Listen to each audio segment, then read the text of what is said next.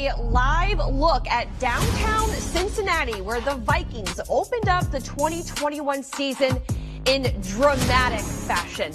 Welcome into Postgame Live. I'm Tatum Everett here in TCO Studios. The Minnesota Vikings overcame mistakes to force an overtime contest in their season opener against the Bengals. Unfortunately, though, falling by a field goal. We've got a jam-packed show for you today. We have a special guest here in studio. We'll hear from Mike Zimmer at the podium. We'll also do a little bit of film breakdown, talk about the keys to the game. But first, let me introduce our special guest here to Postgame Live. Vikings legend Robert Smith joining me here on set. I know backstage we were just the nerves and the agony of just the way that game unfolded. It's the way that game days can go sometimes, though. And as a player, it's really no different. I mean, you have those highs and the lows. The one thing that you always feel, though, as a player is that you can find a way to come back and win the game. And I think that's what we saw today. That was encouraging. Guys didn't fold, still making the attempts to get back in it. And more importantly, making the plays. And some of that was the players making the plays. And I think some of that was the coordinators making the right calls at the right time. Well, I know Mike Zimmer is going to be at the podium shortly, but let's take a look at those overtime highlights, because for a second there, we didn't know if we'd get a little bit extra football, but the Vikings wanted to give us some more. So here in 4th and inches, the Bengals had a 4th and inches call. It's tied at 24, and they don't get it here. Or the 3rd and inches there, they go for it on 4th and inches. And how about this play call? It really was a great play call, and it's so hard, especially when the formations get so packed in, and the players that have to defend and play against the run, and they have to cover a receiver and play against the run. They've got those dual responsibilities. They're expecting run. Play action can obviously fool them in a situation where you are expecting a run, and of course they can get behind you. Yes, and obviously you saw that McPherson game-winning field goal there. A couple of the keys to the game in this one, Adam Thielen looking really great today. We like to see him coming off in mid-season form in week 1. A barrage of penalties. That was definitely an Achilles heel today for the Minnesota Vikings. We'll get into that, as well as this new look offense. Not only did the Vikings add a lot of pieces, but they look a little bit different as well. Let's get into those highlights, though. See how the game unfolded. We'll pick things up in the second quarter after a scoreless first. How about Justin Jefferson completing his first NFL pass today, Robert? And we were thinking, looks like he's going to throw a pass on this one. He just waited and waited and waited, and really just threw a dart there on the sideline to KJ Osborne. And then he found Adam Thielen for the first Vikings touchdown of the season. Yeah, and they were picking on cornerback Eli Apple, who had been with the Saints, and on this play, Apple falls down. Kirk does a nice job, recognizes it quickly, and gets it to Adam Thielen. I don't know if you predicted this, but Nick Vigil, the first sack of the season, although that is a welcome sight to see. Kirk Cousins here in the 3rd. He finds Adam Thielen once again for a touchdown to make it 21-14. Thielen with 2 touchdowns today. Moving on, though, still a contest, 24-14. Kirk with some time. He connects with Justin Jefferson, and this call falls short, and they have to review this one. This one was questionable to me. I mean, even if it wasn't a touchdown, it's hard for me to believe that ball should have been spotted all the way out at the 1-yard line, but that's what they came back with.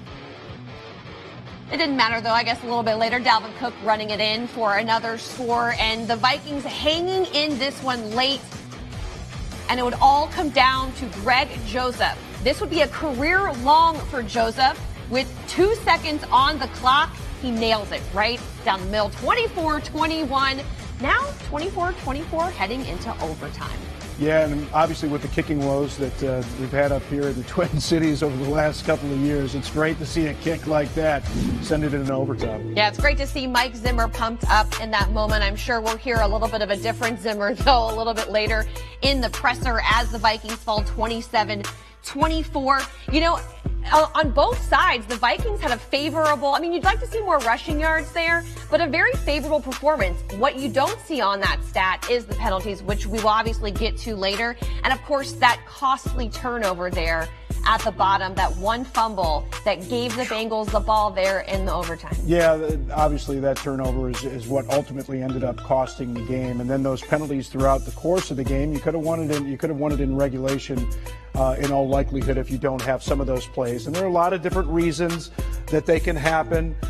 You can talk about first game. You can talk about the fact that some of those players went around, but ultimately it comes down the way that individual players perform on individual plays. So those are kind of things that you can't have one answer. All of those things have to be corrected individually. Well, and I'm just hearing that Mike Zimmer is at the podium to address the media after this 27-24 loss today. Okay, very disappointing today. Way too many penalties. Shot ourselves in the foot, especially in the first half. Way too many times. I think we're averaging 3rd and 21 on the up until the third quarter.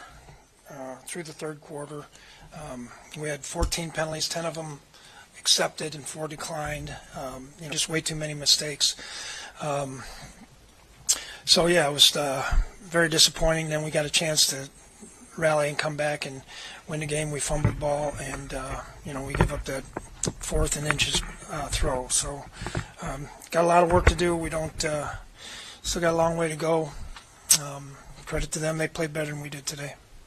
Mike, what do you attribute some of the issues on the offensive line with the almost routine back-to-back false starts, holds? Is that communication? Or? Yeah, I have no idea about the false starts. We haven't had hardly any of those in camp. We've been harping on them about where their hand placement is and things like that, and we just got to clean that up. I think there was a couple times they called the tackles were too deep, but usually they warn. They tell me first and give a warning, and no one's talked to me about it. Why do you think you had twice as many passes in the first half as runs? Is it just because the penalties just kind of knocked you guys out of character? I think it was, we're in 2nd and 20 and, so many long yardage situations. The field position really got away from us in the first quarter.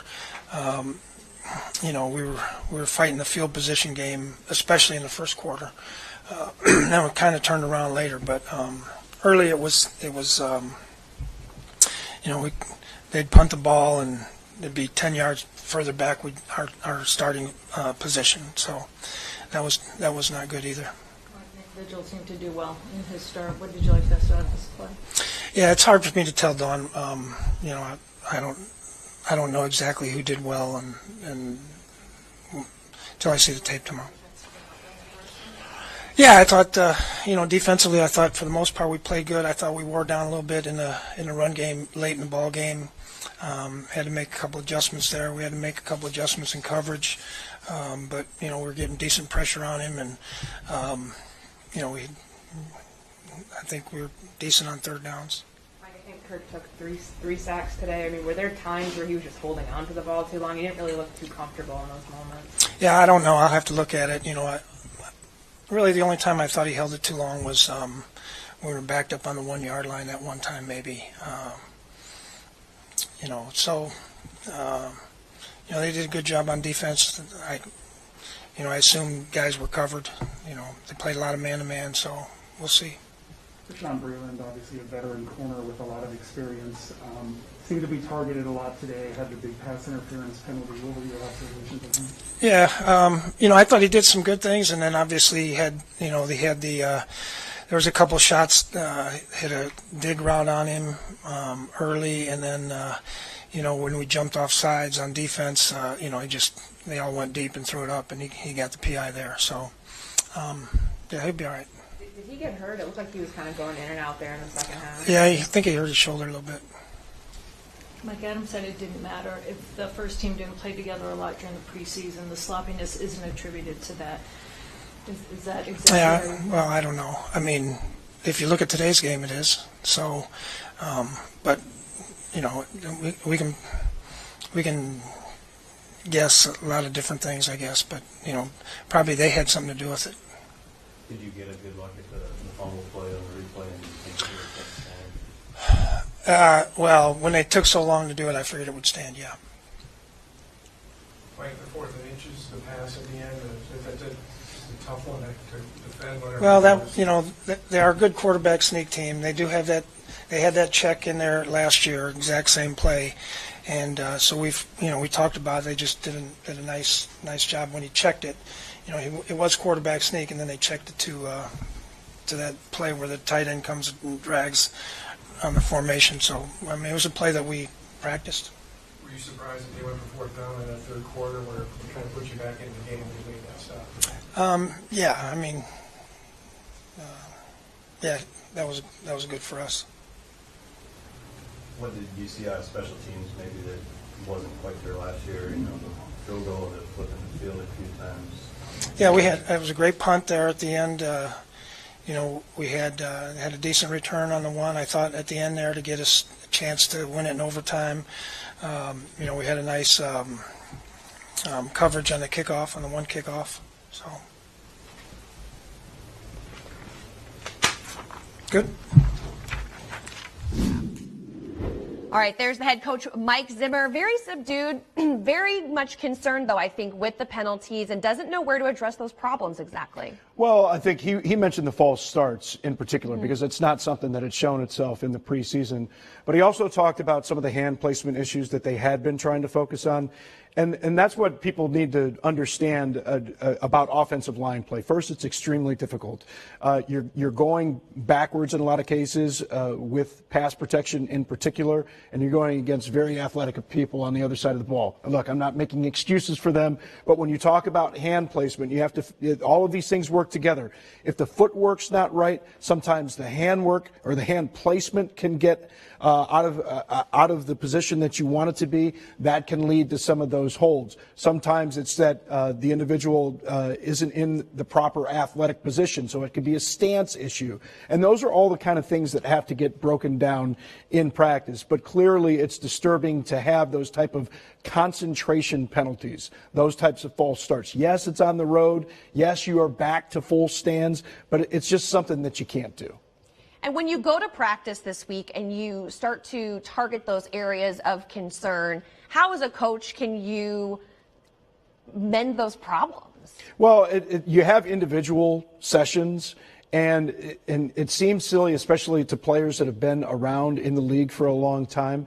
But with younger players in particular, it's repetition. When a coach is telling you need to step 6 inches with the right foot, they mean that step 6 inches with the right foot. There's a reason that they say that, because if you don't take the step the proper way, you're not in the proper position to make the block that you need to block, and then you try and recover from something like that, and then the hand placement gets outside of the frame of the defender, and that's where you end up with the hold. That's what happened on Udo's hold early in the ball game. So little issues like that, it's all of those pieces need to fit together. And so when you get into practice, you go through each of those steps individually, no pun intended. You talk about everything that needs to be done step by step as a player is setting up in their stance, as they're making that initial contact with the defender, as they're getting their hand placement correct. But those are things that have to be drilled again and again and again. And then you throw in the play calling. Am I nervous about somebody walking up? Am I nervous about the environment? All of those things, it takes more and more reps. So they get used to it in practice, but then you just have to do it under live conditions. And when you see the type of protection that they provided for Kirk and how he responded to it, I know Coach addressed it a little bit in the press conference. He saw Kirk holding onto the ball one time a little bit too long for his liking. So let's take a look at that next-gen pass chart for Vikings quarterback Kirk Cousins. He was 36 of 49 for 351 yards, 2 touchdowns, no interceptions.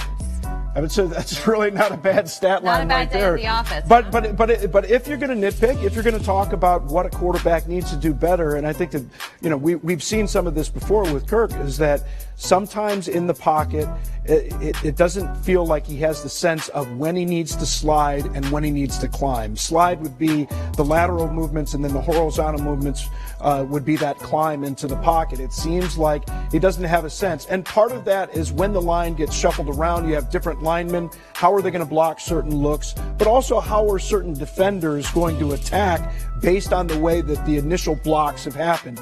And that's something you just get a feel for, right? And I know he's been in the league for a long time, but everybody, people say this, it's funny to me. It's like, yeah, if you get to that quarterback, if you hit them, it's going to affect them. They really get affected by getting the hits. Like, everybody gets affected by getting hits. And the quarterback is distracted, right? You got your eyes downfield. Sure. You're thinking about other things. You talk about all these blind side hits that can come for a quarterback. So, yes, it's one thing to say, oh, yeah, he should have known that he should have slid up this way or he should have moved that way. But it's something that you just have to get used to. And if you have some leaks up front, if you're taking some hits, sometimes you can get a little bit uncomfortable. Yeah, someone that took a few hits from the Vikings defense today, Joe Burrow. His chart, on the other hand, he was 20 of 27, 261 yards, 2 touchdowns, no interceptions, and obviously he's coming off of that ACL injury from last season. He looked to be in good form. Yeah, he did look to be in good form, and you just never know coming off of those injuries, especially when it's a combination of ligaments in the knee. And, you know, we talk about the fact that quarterbacks so many times are exposed to hits that they can't necessarily see coming. And when you have to stand in there and you've got your eyes focused downfield and all of a sudden somebody comes and hits that leg, you just don't know how somebody's going to respond. But, you know, I thought the Vikings did a really good job as this game progressed of making the calls and getting some pressure on Joe Burrow from a lot of different places.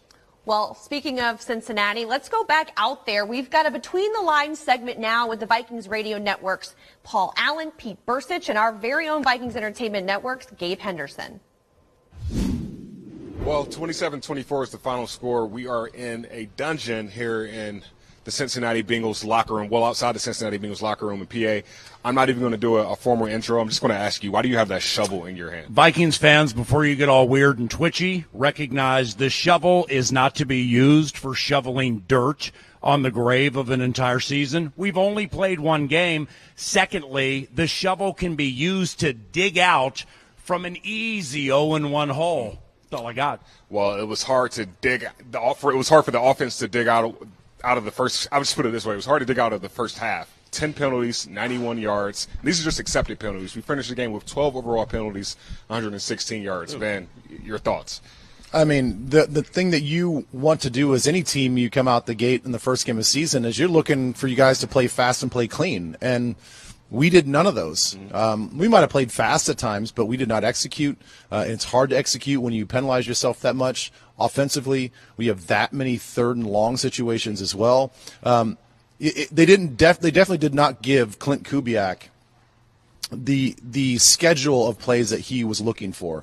There was no flow to the game, so it was even hard for him as a first-time play caller to all of a sudden now, oh well, I got to already go for a 3rd and 12, call here. Right. So overall, you can't spot that any team in the league, that many penalties and that many yards in the first half. And when things settled in the fourth quarter, Kirk caught fire. I mean, he looked great. Conklin, great grab. Adam Thielen working on Eli Apple. So, I mean, stuff looked normal and fast near the end. Just wasn't enough. Yeah, that last drive of the fourth quarter, I think we went 68 yards. We kicked a 53-yard field goal. Greg Joseph did. But, Ben, I got to talk to you about this defense in the second half. They stopped running at our interior defensive line. They started running sweeps, outside zones, not running towards the Michael Pierces and Dalvin Tomlinsons of the world. 124 rushing yards for the Cincinnati Bengals offense. Your thoughts on our second half run defense? I mean, good adjustment by them because they did not get much in the first half, and we came out in that 3-4 look with the 2 overhang players and took away a lot of their perimeter run game. And then they made the adjustment to attack the perimeter now in the second half. So it was that chess match that you often see in football games, and hats off to them. They stretched us out and cut it up, in the wide B and C gaps, and that worked. Yeah. And that worked. So, but at the same time, 6 points defensively. You give up 6 points in the second half. That should be good enough to win the game. It should be, and I'm glad PA put the shovel away, so hopefully we've dug ourselves out of the hole and getting ready for Arizona Cardinals next week. Tatum, back to you. Well, I'm glad they addressed the schedule, but I'd also like to apologize that it's not Pete Bursich, it's Ben Lieber, everyone. No case of the body snatchers here. I'm glad they addressed the shovel quickly too. I was a little nervous. You know, Pierre, you've got to have a nice, analogy going on for fans. Don't press the panic button just yet, especially when you got a guy like Adam Thielen around. Adam Thielen coming up strong today with an amazing performance, 2 touchdowns, really in great form. Yeah, and Adam, he's such a great route runner. And the more the defensive backs are just so good. They're so good at this level. They're very athletic, but they do a good job of film study. So they look at wide receivers. They see what types of moves they're going to make. And so the wide receivers have to make small refinements to their technique, to their routes, to be able to accomplish what they want to accomplish. So Adam, it's really been a pleasure to watch him play because he understands what defensive backs fear most, right? Defensive backs fear get beaten up over the top. And so you have to threaten them. You have to be really good when you're running routes to drive at them and to threaten them with what they fear the most. But then you have to be really crisp. And you have to be really good with the way that you drop your hips and get out of your breaks. He does a tremendous job of that. Adam Thielen, 9 catches for 92 yards. He was targeted 10 times today. Look at that yak, though. 25 yards of yak. I mean, that's the stuff you like to see on the stats chart. Yeah, it really is. And again, this is the crusty veteran now. What is this, year 7? 7 for Adam now? When a player's been around in the league, they understand the leverage of the defenders. He does a really nice job of that, understands exactly where not only the person that's covering him, but where the other players are going to be coming from. And so he does his turns the proper way, gets vertical at the proper time after making the catch to be able to get those extra yards. After the game, Adam Thielen addressed the media, and we have him right here. All right, to start off, just obviously extremely disappointed. Felt really confident coming into this game, excited to get out there and prove the team we were, but we didn't play well enough to win. Proud of this team and how we fought back and handled some adversity, but at the end of the day, it wasn't good enough. But excited to get back to work. Are there quite a few penalties on the offense? I feel like it was just tough to get things going because of that today. Yeah, I mean, that's obviously going to be an emphasis, which is always an emphasis, but definitely going to be an emphasis this week is, hey, like, if we play clean football, we can move the ball all day. But when you start drives 1st and 20, 2nd and 20, I mean, I think we averaged like 3rd and 20 in the first half or something like that. So you can't win football games doing that. And it starts with the whole offense, right? Like, there's receivers. Every position group had mistakes. So got to clean it up, obviously, quickly. It was Thielen's 40th and 41st career touchdowns today. So a big day for Adam Thielen despite the outcome. And let's change the other side of the ball. Defensively, we've seen a lot of new pieces. So there was a lot of excitement to see these new faces come together, the return of Danielle Hunter. But for a lot of Vikings fans, this is something that we're not used to seeing, a 3-man front from a Mike Zimmer defense. Yeah, it's something a little bit different. And, you could hear Ben Lieber talking about that a little bit with the overhang players. And Ben Lieber has forgotten more about defense than I'll ever know. So as I get into a general discussion of what it is, understand that this is the running back telling you, kind of what we see and kind of what the defenders, why they are doing what they're doing. Now, the flexibility that you get out of a 3-man front is that you can use those overhang players. What he's talking about, sometimes people call those apex players, but it's basically the outside defenders, outside linebackers that can be on the line of scrimmage or slightly off of the line of scrimmage that could be playing between the receiver and basically the tackle on the end of the line of scrimmage. And those players, you can use them and get a lot of flexibility, but we're also going to take a look at what some of the weaknesses can be. So we're going to take a look at some film and see what some of the weaknesses can be. You see 3-man front, but you see what we call 2 bubbles. The guards are uncovered.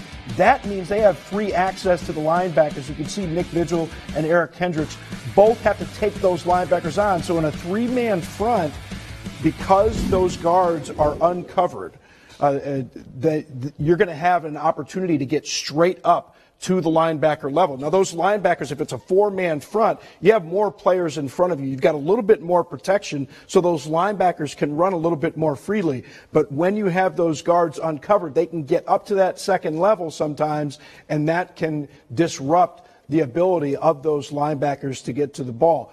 But as I said earlier, I think that Mike Zimmer did an excellent job throughout the course of this game. Really, you have a lot of different looks that you can give when you have those same bubbles, because you can line up those defenders inside over the guards, inside those A gaps, and really threaten the offense, and that forces them to do some things that they don't want to do. And obviously they wanted to stop Joe Mixon, and that was a problem for them all day. Joe Mixon, 29 carries, 127 yards, and a touchdown. You know, despite seeing those numbers, though, I think a positive thing to take away from today is the number of sacks that the defensive line was able to get. 5 sacks on the day. And Robert, I know, Michael Pierce coming away, he led the team with 2. Yeah, the big man, Michael Pierce, and you can see him lined up. He's going to be lined up over the guard, but we talked about linebackers Vigil and Kendricks lining up at the line of scrimmage, really threatening that they're going to blitz, but they drop back. They take off the hot reads from Joe Burrow, and you can see Michael Pierce just does a nasty swim move on the center. The center ducks his head trying to get the block on Pierce.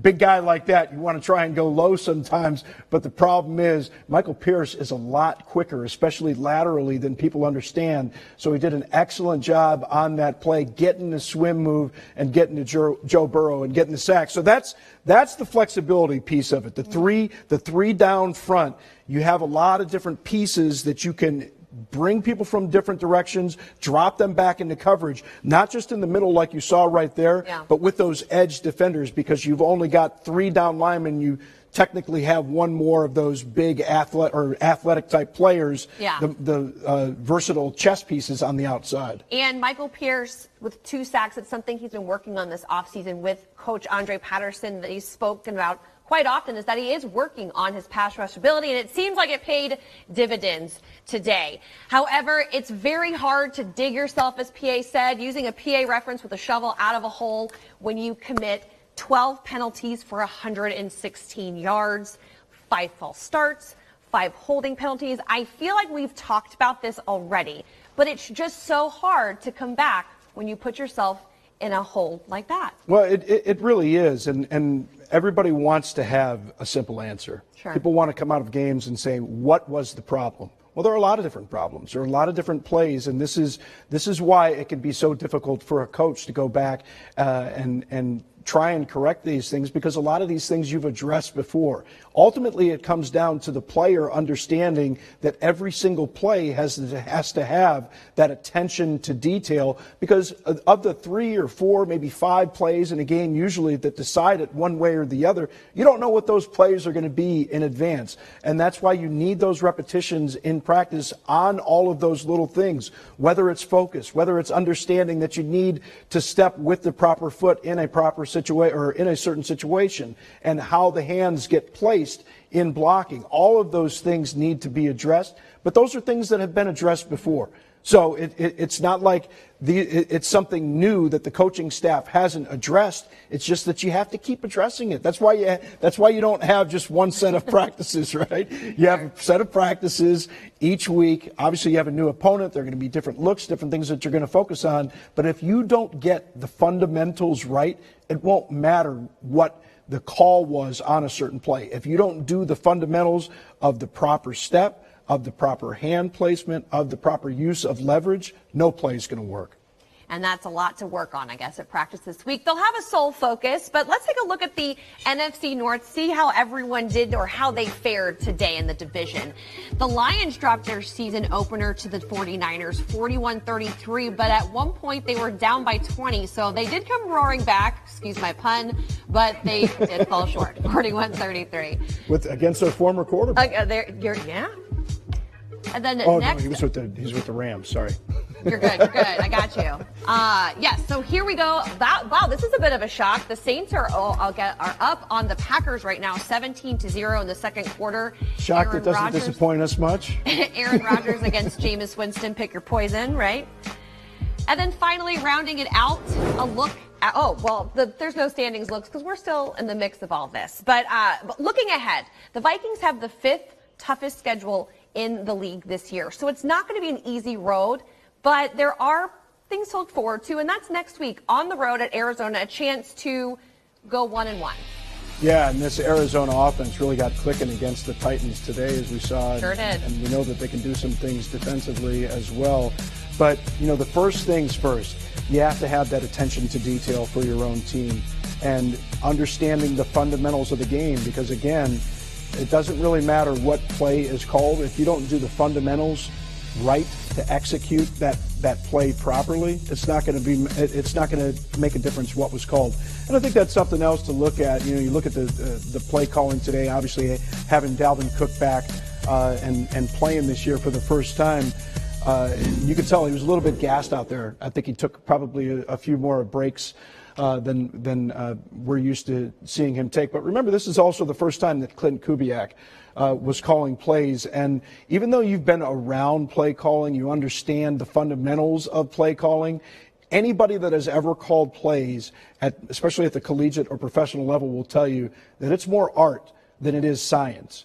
And it's really just understanding certain situations, not only understanding the capabilities of your players, but what the limitations are of the defenders that you're facing and what it is that they actually call that day versus what you had expected when you make that initial play call sheet. Because the coaches go out, they'll script their first 10 or 12 or 15 plays based on what they expect to see.